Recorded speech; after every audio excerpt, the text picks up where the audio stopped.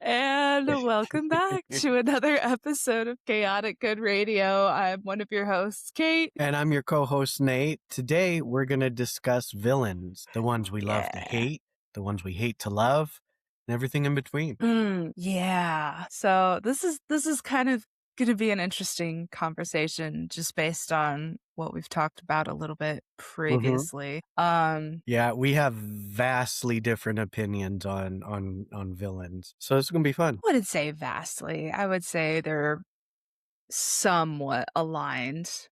Um, You'll see. You'll see. You'll see. okay. Um, but like just to kind of set the ground rules, what is the main difference between just an antagonist and a villain? So, an antagonist just simply stands opposed to the main character. It doesn't Mhm. necessarily mean they're doing anything bad or wrong, but they just have a differing view or opinion from the main character. And then they generally are the reason for said for the protagonist to kind of be egged on into certain situations. For example, there's a few things I would say that would classify as an antagonist, but not a villain. Let's look at older movie Harry and the Hendersons. The neighbors that want to turn in the big Sasquatch looking monster, are they really evil, or are they just terrified that there's a giant Sasquatch living next door? Okay. You know what I So mean? So it's a not bad necessarily neighbor. right, or let's Revenge of the Nerds, look at the dean. Is the dean actually a villain? No, but they very much do not like what some of those frat houses are doing and stand against that. But that doesn't make them evil or a villain. Okay. Um, After going through a couple of different Reddit posts last night, it reminded me. So like in reference to an antagonist, the teacher from Ferris Bueller's Day Off, I think that would kind of classify as an antagonist rather than a villain because he just wants Ferris to have a good education. He's not necessarily like a bad dude. Yeah, but he's not necessarily a good dude either. I'm just Right. saying, like, a teacher that goes that far out of their way and literally breaks into another student, one of their students' houses, that's a little bit extreme. I wouldn't necessarily say that they're a villain either, but they're definitely not a good person. I guess I haven't seen that movie in long enough time that I didn't remember that he broke into somebody's house.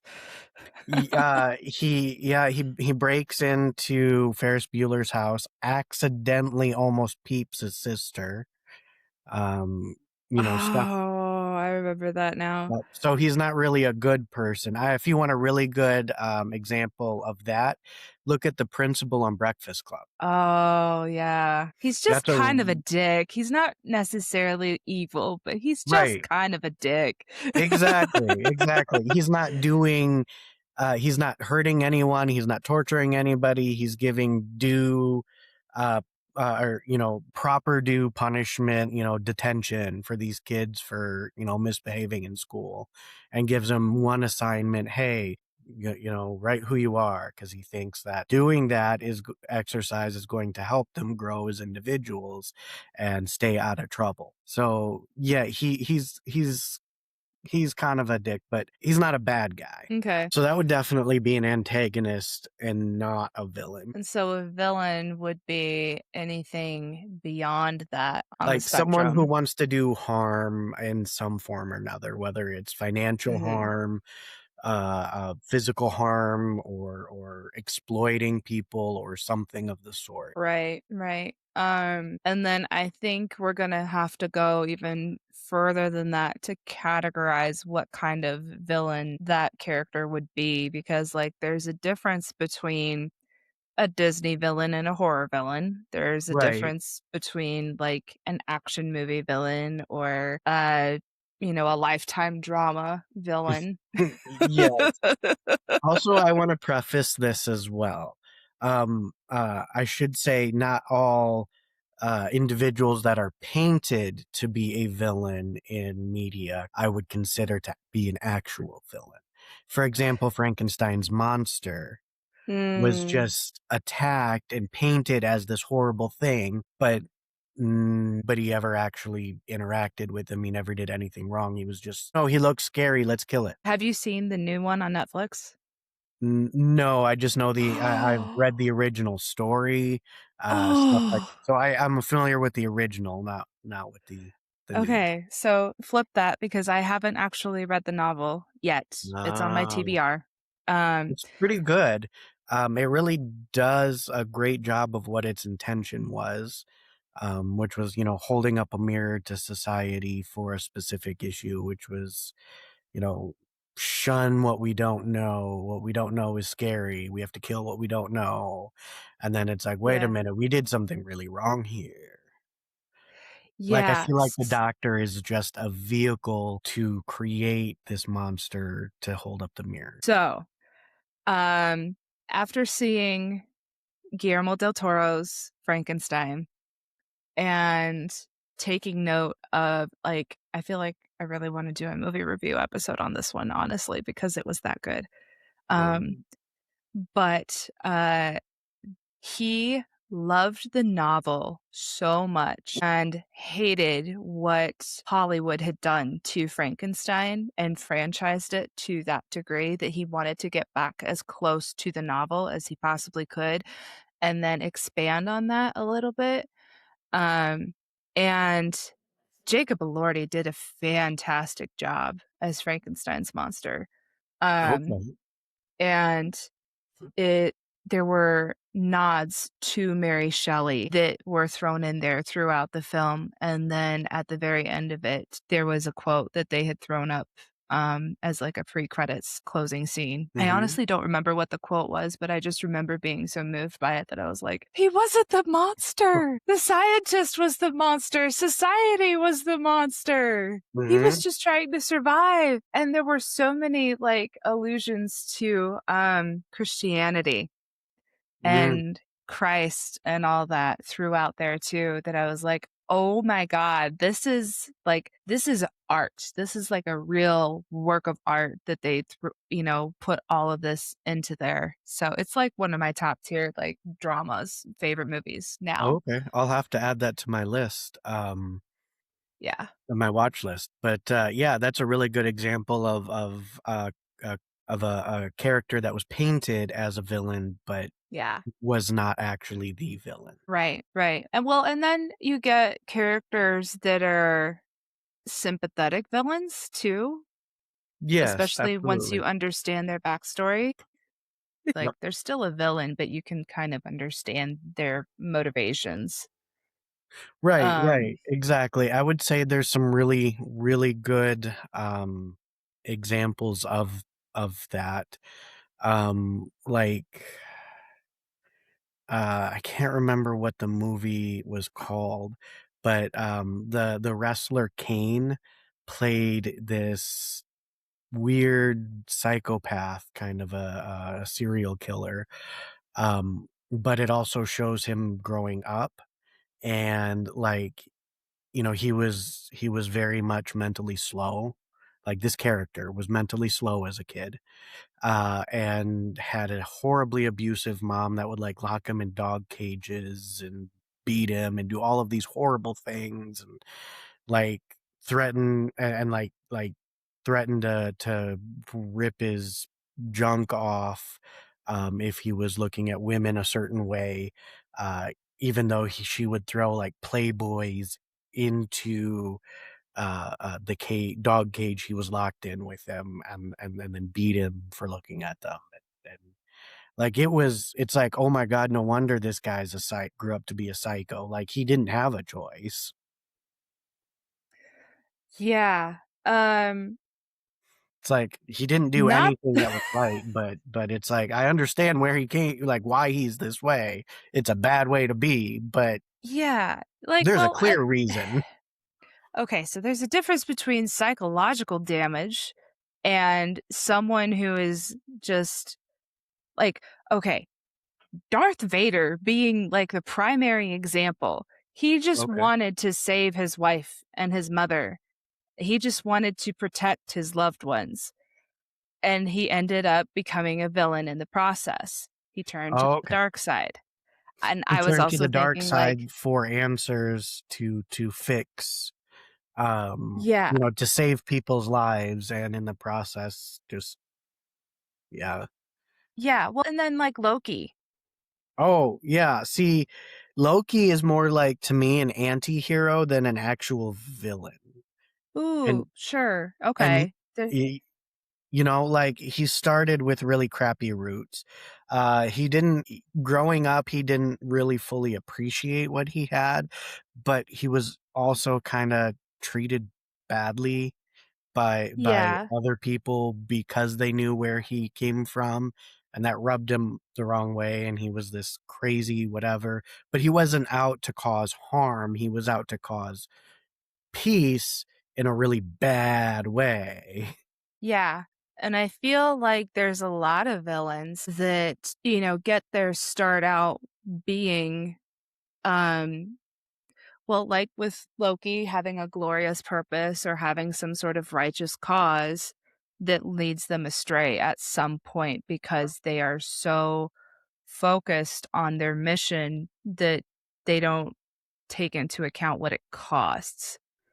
Would you Um, consider Zod, from Superman one of those? I'm unfamiliar with that character. Ah, okay, well then never mind. A Kryptonian, but their planet is destroyed, so they're looking for new planet to settle on. Okay. But he's Um, very much like an overbearing, like military leader kind of situation, but wants to like come in and overthrow humanity and take over the planet and all of this other stuff, like doing really bad guy things. yes. But it started Um, as I need to save my people because our planet's been blown up. so I think Invincible took that inspiration and created a character around that, so I understand the structure and that character arc. Yeah, his dad is such a villain. Oh my god. Okay, so hold on. Hold on. Okay, Uh, okay, okay, okay. Omni-Man is given that image Villain. is given that image, and, for all intents and purposes, I would agree he is the villain for the first, couple of seasons. It's in this most recent season that he kind of gets a redemption arc and is proven to be, like, he was a tool. He wasn't necessarily doing it for his own purposes. Right, And then when you see the other, I forget what their race is called, but the other, civilization, the civilians of that planet, that like 50 that are left, right. um, and then their leader, it's like, "Oh, he was literally just following orders to a T. He didn't really have a choice." Now, granted, the shit that he said to his wife and the shit that he did to his son and the apathy that he has for human life, I would not like, that would make him a villain, 100%. Yeah, like, I'm just he regardless of got a whose bit of a orders he redemption was arc. following, he wasn't trying to be compassionate about anything, he wasn't trying to save anybody, he was happy to follow those orders. Because he believed in that righteous Mhm. cause. But believing So, in a cause, I don't think personally excuses the action. Like, I'm very much of the mind, the ends do not justify the means. yeah. But we could go into a whole, philosophical episode on that, like, that was one of the Truly. things I did study in college was ethics and philosophy. So, like, I could totally get into that later. Yeah, I like discussing ethics, I just didn't do very well in the class. That's fair, that's fair. I mean, it asks Um, some difficult questions and have you study some really interesting concepts that, they're yeah. tough to initially wrap your head around. Yeah, well, and I think my biggest issue was the test taking part of it, but that's another Uh, story. fair. Um, So there's several villains that I think, like at the top of my brain, classify as like a really good villain to me. And just like some of the standards I would say that make a good villain is not necessarily comedic value, but really good writing, really Oh, good yeah. one-liners, really good montages. You got me monologuing again. Um, Yes, yes, yes. Very catchy lines, very good writing as far as fleshing out who they are by showing without having to just tell everything about who they are. yes. Just how their mannerisms, how they walk, how they hold themselves, the cadence in which they speak. All of it Yes. can form to come together to form a really, really good fleshed out villain. I would agree.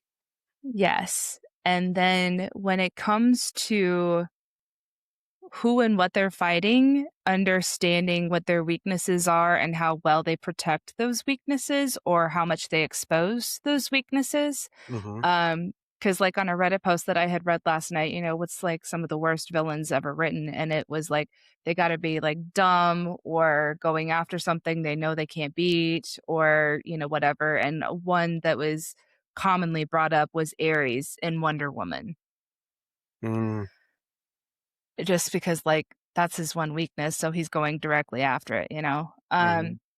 But like what would make a good villain for me besides like the writing and knowing what their weaknesses are is their motivation, their MO, what they're going after, and if it makes sense for the character. Because like if that doesn't make sense, then like what is the point other than just violence? No Yeah. senseless violence, I guess, is what I'm Yeah, saying. yeah, they have to have, like, a reason behind what they are doing. Like, even, Freddy Krueger had a reason and had a motive. It was a really bad, dark, horrible, disgusting motive, but he had something that was motivating him nonetheless. Or Jason or Michael Myers or one of my personal favorites that I know not everybody's gonna agree with is Jigsaw. There's a lot of motivation with Jigsaw, Yeah. um, tons of motivation, and I think as far as villains go, it was a well-written villain. I'm just not a fan of the Saw movies because a lot of them were just gory for the sake of being gory, you know? Yeah. And it's like, I'm not into watching movies just because they're gory, like, "Ooh," like, that's not no. I want real writing, I want real reasons, I don't want this, "We're just gonna throw some splatter porn across the screen," like, that's not no. No, give Yeah. me a reason to be here and to be wanting to be involved in this story. Right. So, that series I binged in a couple of days, like my sophomore year of college. And this was before I think Saw 6 or 7 came out, so I had watched the first 5, thought they were phenomenal. The 6th one comes out, and I feel like after a certain point, it really lost touch with what it started as, and that's why, like, it ended up kind of becoming gore porn at that point, because 1, the writers had changed, even though Mhm. the producers and directors hadn't, and 2, after, um, John Kramer was dead, it was like, then what is the point? And then it kind of wrapped things up towards the end, like, this guy's carrying on his legacy, and then the other guy comes back and kills him, and it tried to wrap things up so neatly, but they're It didn't continuing the franchise when they really shouldn't. Yeah, yeah, it just turned into this it's like, why, There's not even anybody with a reason to be doing any of this anymore left in the story. Yeah. And I feel like that's happened with several different villains and franchises, especially in horror films. Um I look at Leprechauns, like, that almost none of that series takes itself seriously. It really even look at, like, Jason in Space, Jason X or whatever. What? Yeah, like, it doesn't even take itself seriously anymore. Oh my god. I didn't know that was a thing. Um, Yeah, it gets pretty ridiculous. Like some of these franchises, it's like, okay, that you don't even believe in what you're doing anymore. You're just like, throw something up there. Let's see what sticks. like spaghetti. Pretty much. That's what it feels like. Or like they're like, you know what, we did the serious thing. Let's just be ridiculous and have fun and whatever happens, happens. Like I could Yeah. definitely see some of these franchise writers like I just want to be silly with it anymore. Like it even with Chucky series, like at a certain point in time, you can tell that they were not taking themselves seriously at all. And Did you see the reboot that came out recently? I haven't either, but a lot of people were saying it was pretty good, especially for like a revival, a remake or whatever. then I'll have to check that out because a lot of those reboots are unnecessary or they just Yeah. feel hollow. Like Yeah. with the Scream reboot, I mean, yeah, the acting was pretty good and everything, but overall it felt kind of hollow. Like it didn't have the same um tension or mystery as like the original. Sure. Would you say Ghostface is a good villain? Um, Definitely a good villain. Not by far the scariest or most intimidating villain. Right. But a very crafty villain nonetheless. Okay. Okay. So, like, what is a villain that you would root for, that you were rooting for when you were watching it? There is a villain that I absolutely to this day root for, even though the series is done. So how familiar with Supernatural are you? I watched it up until season 11, I think. Crowley is my favorite villain of all time. I will root for Crowley till the day I die. I love Crowley. Okay. This guy is weird. He's quirky. He's got all kinds of facets of you know, uh, different sides of him. Like he's weird. And then that weird relationship with his mother, Rowena, like, Oh god. oh my God. Like you know what? I'm here for all of it. Like I'm just sitting here with the popcorn, like, ooh, what else can I find in this family drama? Like I am here for Crowley. Oh, And the man. fact that he becomes somehow a better character and someone I'd rather root for than the Angels, like Mhm. he really is the epitome of the best that villains have to offer, in my opinion, because he is evil. He Mm. makes he Mhm. makes no qualms about it. He is evil. He knows he's evil. He says he's evil. He's upfront about it, right? Like he's Mhm. not gonna hide it. He's not gonna hide who he is. But he inadvertently does so many good things. Like literally saves the world. Like how many times? Accidentally saves the world. How many? Like 3 or 4 times from Yeah. complete destruction. And it's like, how are you defending the world against the good guys? Like what happened?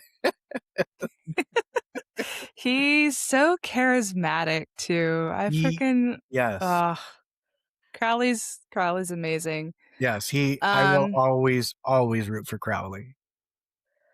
so there's a few that I think I was kind of rooting for, while watching the movies. I'm just looking through the picture that we've got going for the villains list that is so disorganized and incorrect in every way possible. Oh, it's yeah, I would agree with that. So, like, one of the worst ones, in my opinion, like, ever in the history of, like, realistic fiction, what have you, would be Claude Frollo, just because of how creepy he is, especially Okay. with Esmeralda. Joker, I feel like, is just chaos incarnate, and I don't feel like Hold on. It depends on what Joker you're talking about because okay, Heath different Ledger's. eras have completely different types of Joker. You're right. Heath Ledger's Joker. Okay, okay, okay. Sounds good. So Yeah, it's like because not there's so many different kinds of Jokers. Even if we're talking just movies, look at the, what's his face Joker, the one with the original Two-Face. I think, they had Poison Ivy in there as well. It The wasn't the Tim Ben Burton Aff. Batman? Yes, the Tim Burton Batman. I can't remember who the actor Wasn't was it that. Jack Nicholson? Thank you, yes. Like, the Jack Nicholson, Joker, not even remotely the same background as the Heath Ledger. Right. Leather. Well, and I know there's the animated series with Mark Hamill voicing the As the Joker. voice actor, yeah, he's just out for, like, not even, like, the Heath Ledger one, like, I feel like that Joker is basically someone holding up a mirror and wanting to change society by Mhm. messing up everything that's going on in society, so everybody at least starts thinking about how they're treating others, like, he did Mhm. horrible things to prove that, society in itself is a horrible thing. Yes. Whereas the Mark Hamill voiced one, he's just out just for laughs. Just he's this horrible prankster that thinks bad things are hilarious, and that's the only motivation, really. Yeah. And then when the Suicide Squad Jared Leto Joker came out, I was like, And he's more of a gangster, I wanna be super wealthy kind of Joker. He's just more problematic in, like, every way. Because Yes, but he's I motivated, never. that Joker is motivated by money, 'cause all of Yeah. those Jokers are based off of different versions of Jokers in the actual comics, and, they represent each version very well, to be honest. Yeah. Um, and I never understood people, like, romanticizing that relationship that he had with Harley. Because A lot of people still do, and I feel like the people that do have a lot of, trauma, sure. from either childhood or from relationships, and when I say childhood, I mean how, like, a parent of the opposite sex treated them. Yeah, I wasn't gonna go there, but yeah. I calls it Uh, like I sees it. you're not wrong. I'm not saying that. You're not wrong. Um, Having it's having just known people, that are obsessed yeah. with that, it's like, yeah, you have a really weird relationship with past spouses or past partners or your parents, like, really weird, and it's like, oof. Feel sorry It's for you a little bit, it's almost depending. depressing how easily you can spot daddy issues in people these days. Well, it's not even just necessarily daddy issues, um, Parental issues. parental issues, I mean, there's a lot of parental issues going on anymore, but that's a whole 'nother story.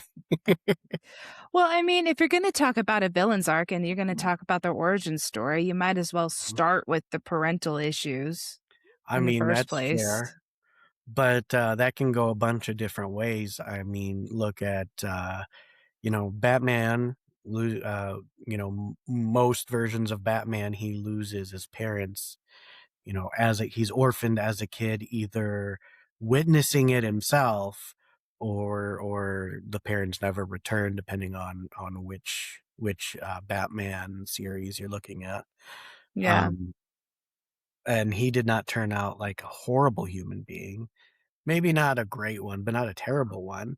And then you see others that had good parents and they still turned out to be not, they still turned out to be villains essentially. But wouldn't that also point to neglect in a certain way? Sometimes, yes, I would agree.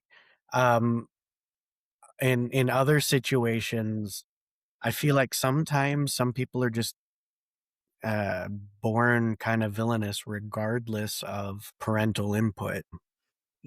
I feel Mm. that's more rare, but it does occur.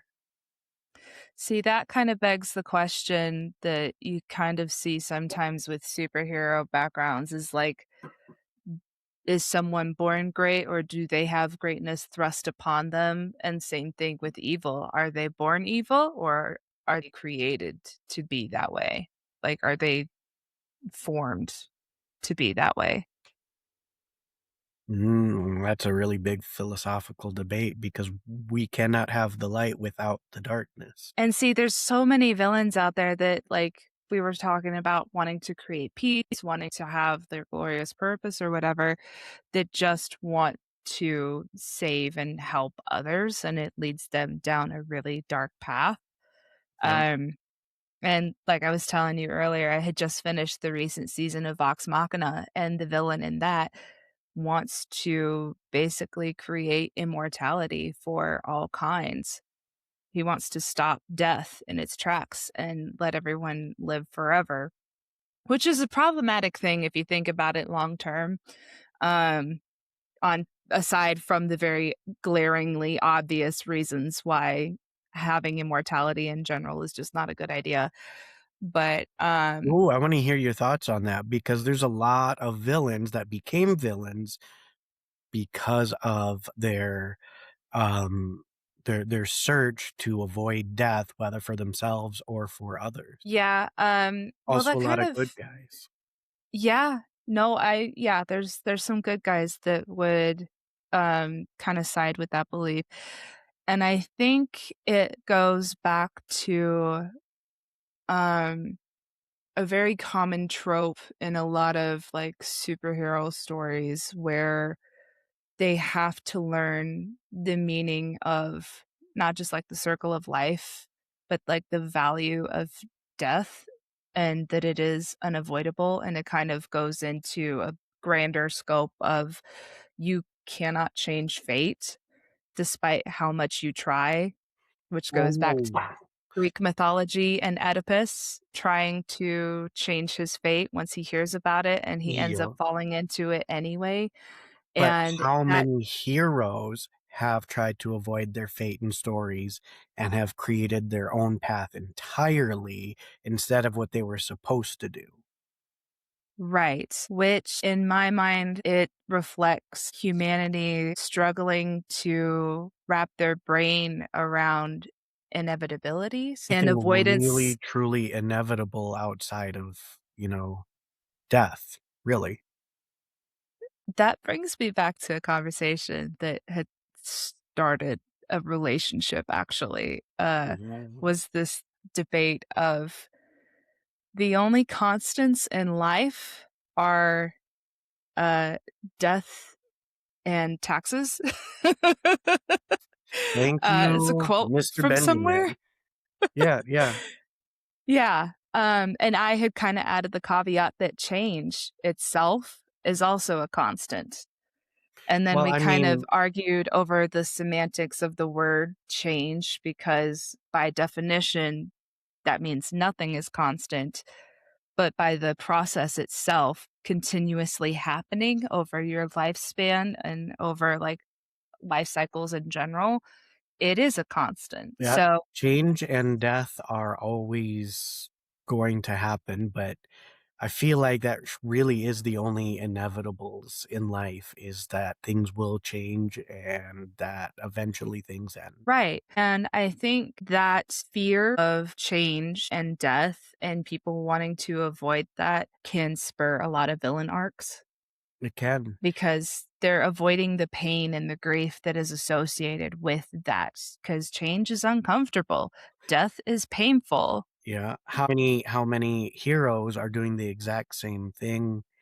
Um, so what makes them a hero and what makes the villains villainous if they're both motivated by the same thing? How they go about seeking that answer and Yeah. seeking that solution, I I would think. agree. The expression of that motivation, would be the definition of villain versus, hero. And how broad or narrow their focus is when seeking that solution. Because a lot of times, if it's a good hero, in my mind, they're going to see the broader perspective and understand that, the greater good is likely more important than their own personal vendettas against, the opposite force, the villain. And the villain, it's like that quote that's been thrown around on the internet a lot. It's like, some would let you burn to save the world, but I would watch the world burn just to save you.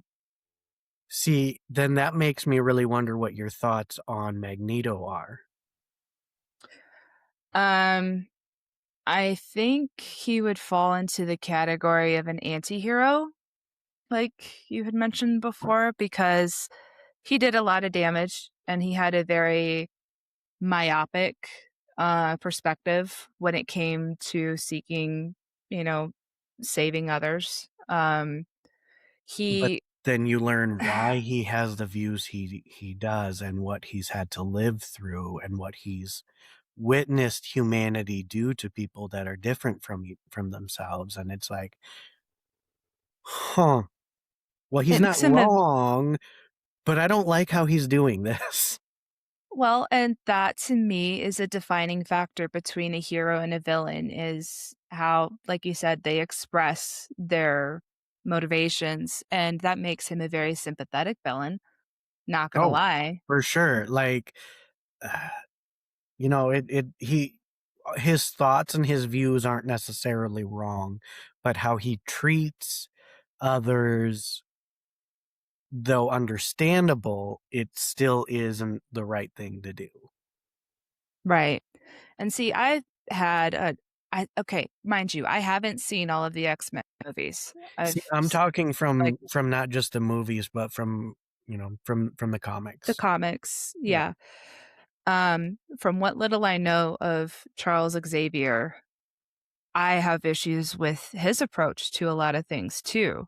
He is borderline more of a villain than what, Magneto would be, I think, too, because of how, he sometimes exercises his control over his ability to control others, but also, um, when he chooses not to do so, even though it would prevent mass harm.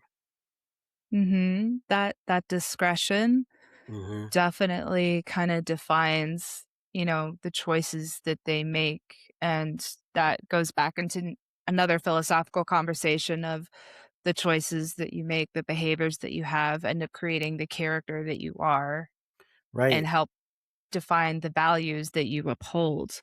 right, but that also pulls into the question, if you have this much more power, how much more responsibility do you have to help others, and what does that responsibility look like depending on your power set?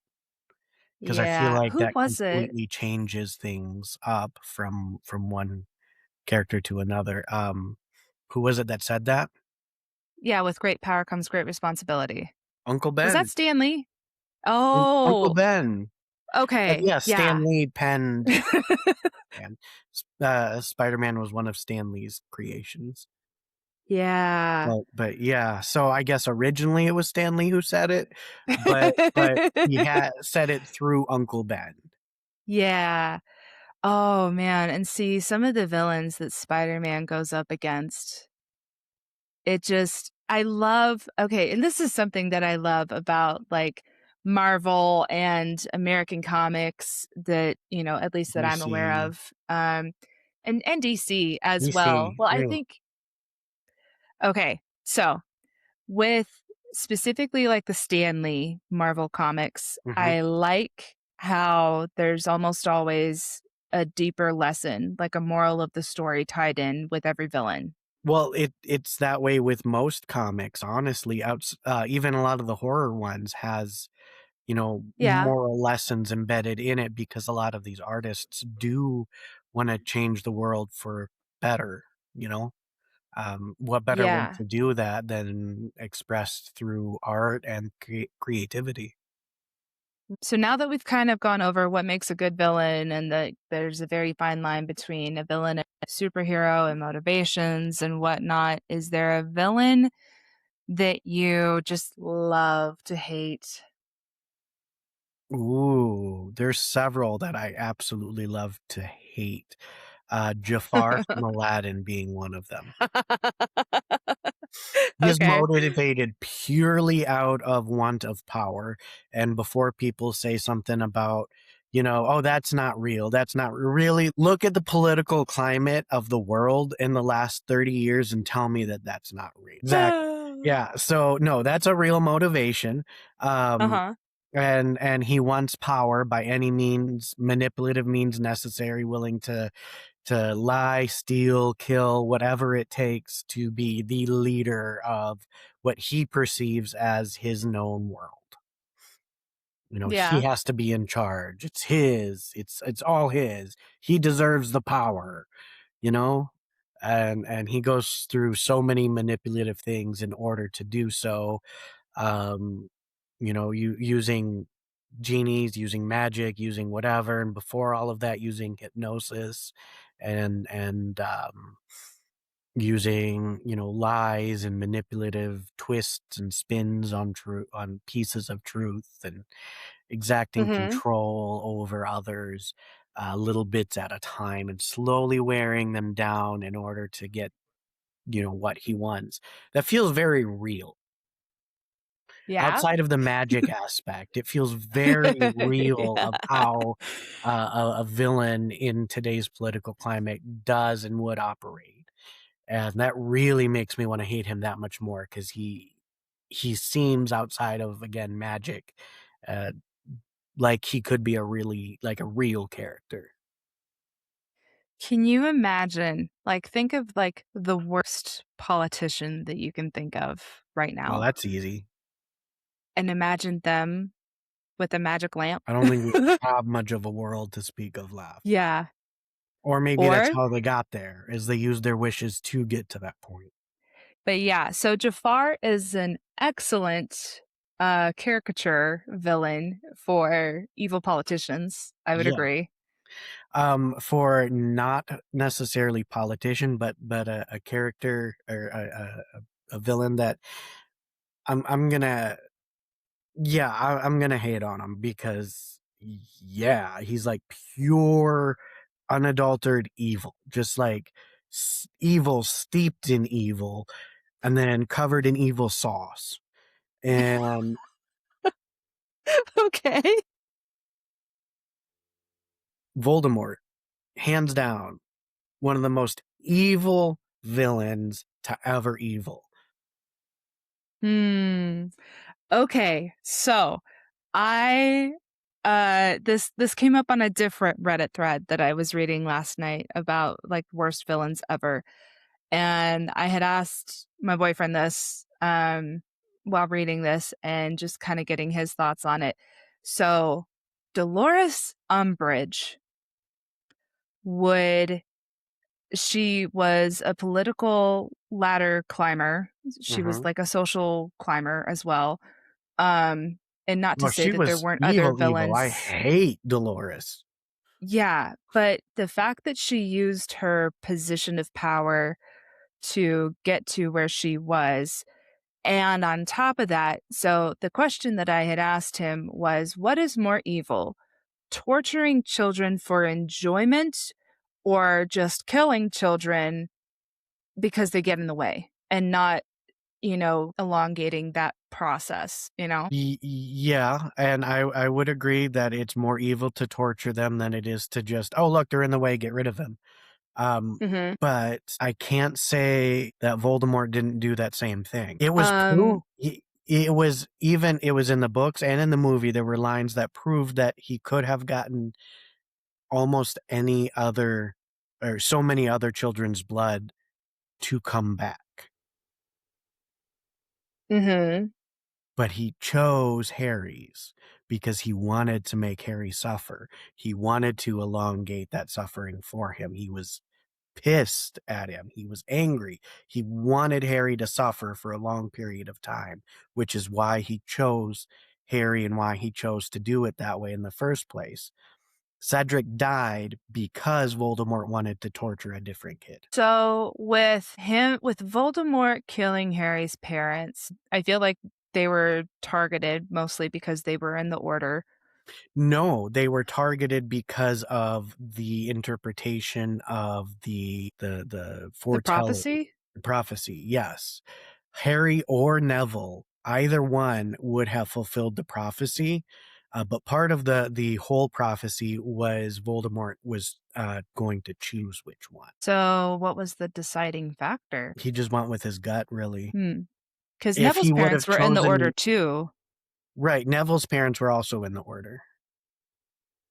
And they were tortured for answers to the point of psychosis. Right. So But but Neville still qualified as um a chosen one. right, right. The only difference between Neville and Harry was that he chose to kill Harry. In the beginning, that was the only difference between the two babies. He could have chosen either one, and it would have been the correct choice. Interesting. I didn't know that part, but it does make sense. But so great villain to love to hate.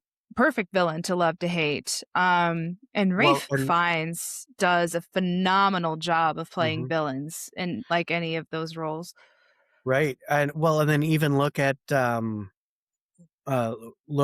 uh, Voldemort's childhood as as going through from orphan to Dumbledore finding him and bringing him in to learn magic and stuff. Even as a young orphan child, he would torture animals and he would steal and he would torture other people and he would use other kids and like kind of bewitch them or make them do things they didn't want to do.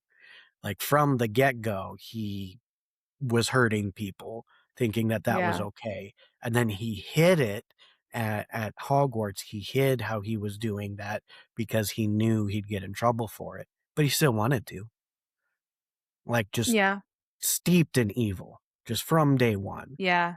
Well, and I think J.K. Rowling based him off of Hitler's background a bit. Oh, Um, and applying that level of manipulation and like crowdsourcing and that level of charisma that he had with his followers with the Death Eaters and everything, and then the race war that he was enacting against, half-blood wizards and whatnot. mm. Um, It yeah. unfortunately, it there's more than one, I would like to say political figure, that that historically Sure. could fit that mold as well. Um, Going back even before the 1900s, but even going as far as recently as today, I believe that there's certain figures that might be able to fit that. So I started watching The Boys. Oh, nice transition. I'm not naming names. I'm just, you know, I'm not getting into all of that. So how was The I Boys? Like I watched it when it first came out. but yeah, anyway, so I just started season 2. Okay. So I'm not very far into it. I love the writing. Noticed that the writing was from the same guy who did Supernatural, so that was Mhm. intriguing. Um, and I like the depth that they're giving the majority of the characters, that there is no one solidly good person in there. They are all a little bit evil in A their own little? way. There's a couple of them that are way more than just a little.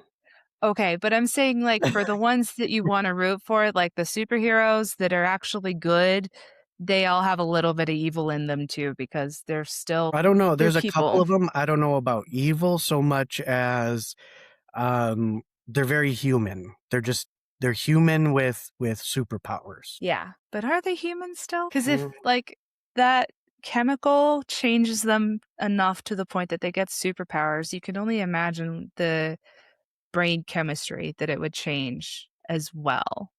And they could be brought up human, they could be brought up with all of the best values, so but then you're really asking what makes a human human. well, I feel like that's kind of the root of the conversation. It's like, what makes a villain evil? What makes a superhero good? What makes a person a person? It's like the See Pixar thing. no, It's no, like, no, no, what see if we the gave I Toys feel like emotions. What if we gave cars emotions? What if we gave emotions emotions?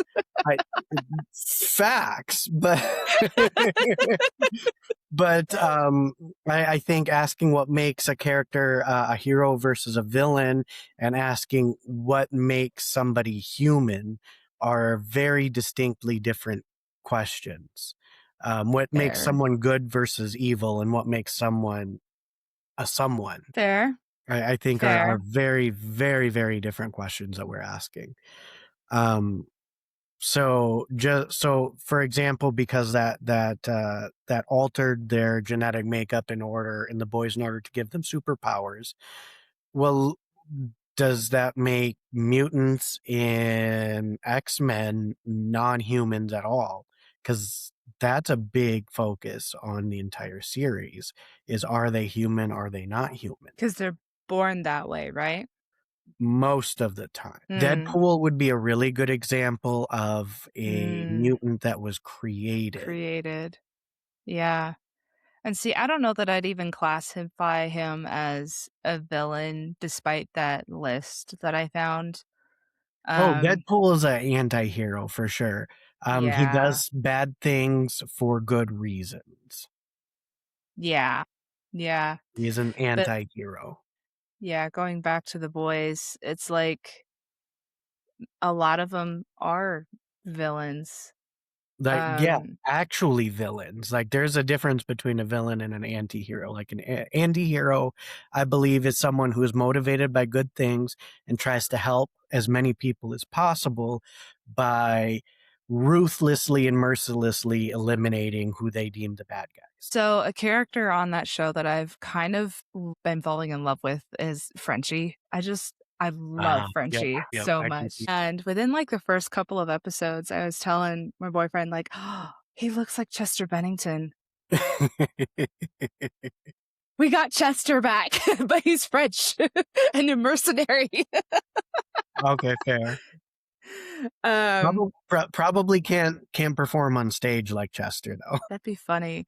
That makes me wonder, like, I had asked him before, like, if he ever thought he could do the Given Up challenge from Linkin Park, because there's that 17-second long scream that Chester does, and I've seen people on TikTok that try to do that, and it's like, "Whoa." I wonder how many people could actually pull that off. I don't even think the new chick It's who's fronting Linkin Park can do that. it's really difficult because Yeah. that's partially lung capacity, that's partly your total control over your air usage and volume, and just mental fortitude and endurance as well. Mhm. Like, Mhm. even if you need all three to be able to do that. If you have even one of them missing, just Yeah. like you can have all of the mental fortitude in the world and all of the control in the world, but if you don't have the lung capacity, once you're out of air, you're out of air. Right. Yeah, and I think That there's would a be couple tough. of, like, deathcore singers that definitely could pull that off. I wonder I if mean, Corey Taylor could. probably, but they train for stuff like that pretty regularly though. Like, Yeah. there's some serious practice and work that goes into being able to do that, because that is their career. Um, Yeah. People who don't train in that, man, like, you don't realize how SOL. long that is. Yeah. But backtracking just a little bit. So, I do gotta ask though, then what Okay. are your thoughts on Gollum? Uh, Because Gollum is a villain, but yeah, what kind of a villain? I don't know. Because I don't sympathize with him a lot. Um, So, do you whether know or not Gollum's backstory? I'm trying to remember it, because like, I feel So, like a lot of how he ended up was accidental because he just happened to come upon the yeah. ring. Yeah, And so, Gollum's backstory is, like, many, many, many, many years after the ring fell into this, you know, this body of water. Yeah. Him and a friend are out fishing Yeah. for Gollum's birthday, and they both find a ring, and the way it's shown on screen is different than it's on the books. I mean, the spirit is the same, but some of the details are Okay. different, which is gonna happen. Yeah. Um, but essentially, uh, they find the ring, um, they fight over it, and they're both fighting over it because the ring is, I mean, that's what it does. It wants to be found. It has Yeah. this magical pull that forces people to do all kinds of awful greedy things for it. Um, and if you don't Doesn't he, know, like, kill his friend for it? he does. Yeah. A little bit different in the book than in movie. In the book, it's at first he was defending himself against the friend, um, Mm. but then he went way overboard and kept going until the friend died. Whereas in Mm. the movie, he just straight up attacks the friend. Mhm. Okay. But before then, they're arguing back and forth, and then the friend makes the first attack in the book. Um, Okay.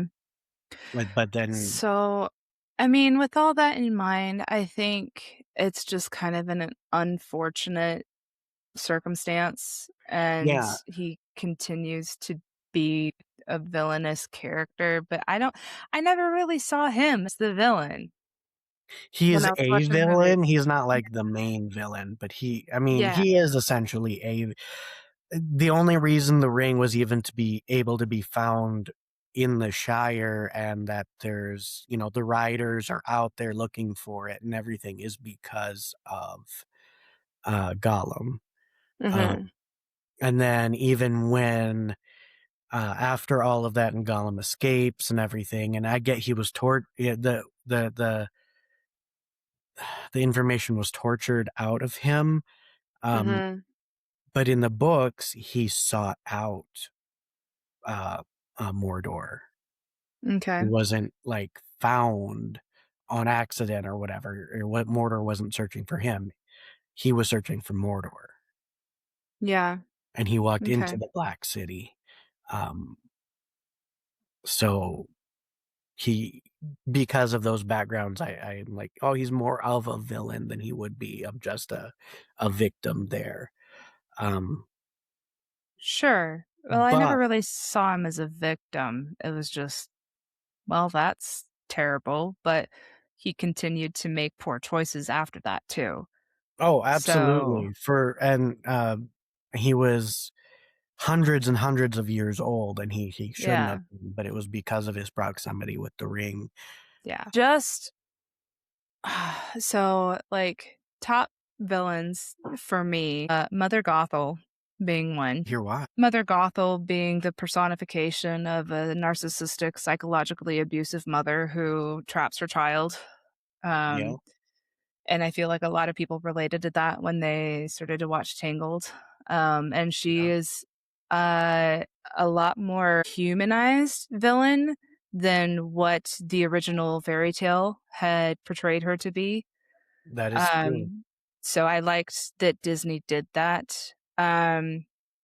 Another one that I absolutely love to hate is President Snow from The Hunger Games. Yes, and the line where they're talking about how he had poisoned, everybody's drinks, to kill off all of his competition and held the poison in his mouth, and, like, for the rest of his life, he bleeds out of his gums and his cheeks on the inside of his mouth because of this. Like, Yeah. that dude's willing to do some pretty bad stuff just to have power. So I recently read Sunrise on the Reaping, which is Haymitch's story, and that version or that Hunger Games Mhm. that year.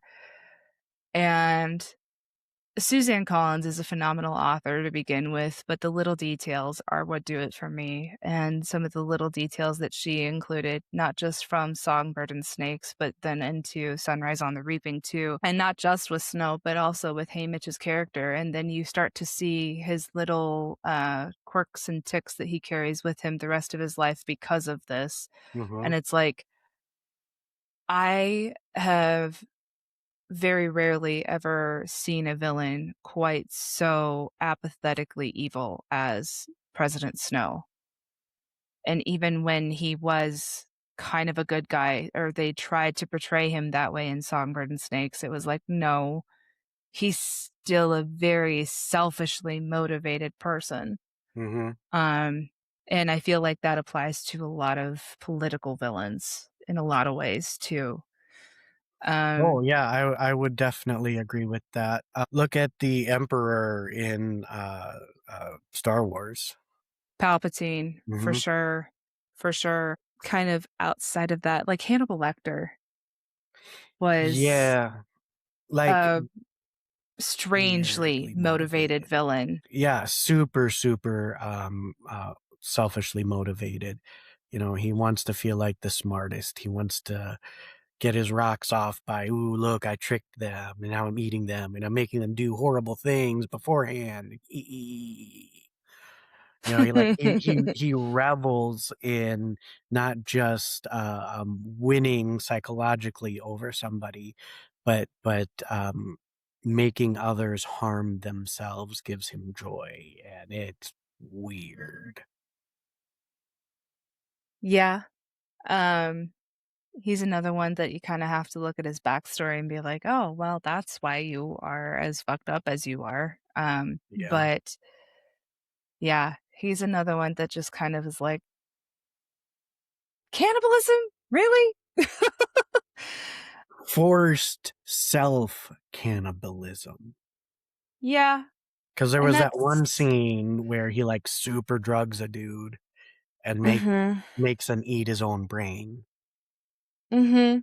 Mhm. Okay, so here's final question that I'm gonna pose to you that is not on the outline is, Lucifer, as he is portrayed not just in the Bible, but in other works, would you Like I say I'm thinking like, Paradise Lost oh, and Supernatural, like, the caricature. thank you. Um, just the So way that they portray the devil to be, is he the ultimate villain? well, are we also looking at like anime, like The Devil is a Part Timer and stuff like that as well? I mean, if you want to, I I'm just feel like there's so many different iterations of the devil himself. there is even looking at the Netflix series Sabrina, you know, and how she's actually, you know, Morning Star, you know, Lucifer's daughter and stuff as well. Mhm, There's a lot of different ways to look at that character depending on what media you're looking at. Like for example, in the TV series Lucifer, he's basically looking for his redemption arc to be a good person. Uh, mhm, you know, so he's trying to help people in a devilish way, but still trying to offer aid. Um, mhm, in other iterations, you know, he was lied about historically, and that's mhm, why he's viewed this way. In other iterations, he really is as evil as claimed to be, and yet in others, he's evil because of everything that he's gone through and is just pure trauma walking around in a powerful, you know, angelic body, but just is only filled with trauma, and there's nothing else in there. But also, then we see other versions, like in Has Been Hotel, where it's not so much that he is good or evil at all, but just oppose the status quo.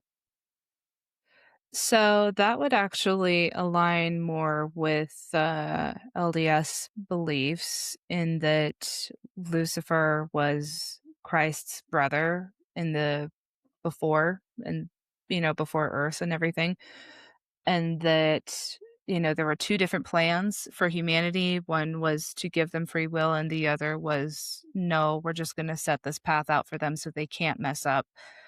And because there was like a big fight over this great war, Lucifer lost and he was cast out of heaven down to hell, which for all intents and purposes is just earth. And he was a lost brother essentially. and he went against the status quo, and he decided that this was the path that he was going to follow. And beyond that, it's more of just temptation to get humanity to not only use that free will, but to use that free will for their own selfish purposes, and With that some selfishness is evil.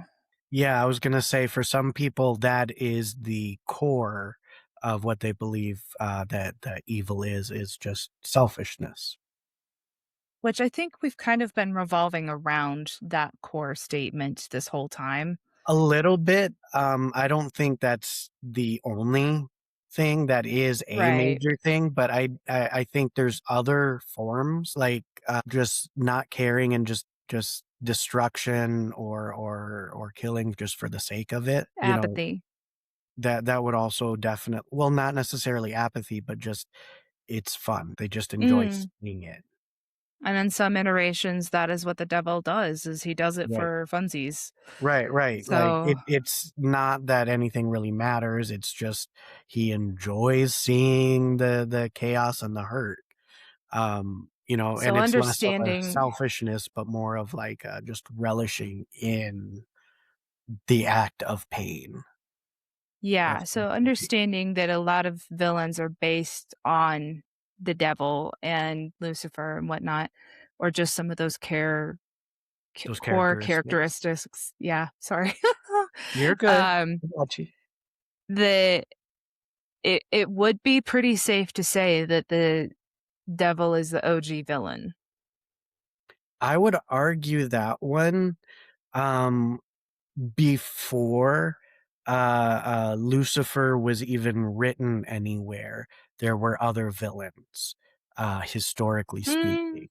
fair, fair. Let's go even all the way back to Beowulf. Oh, yeah. Yeah. Mhm,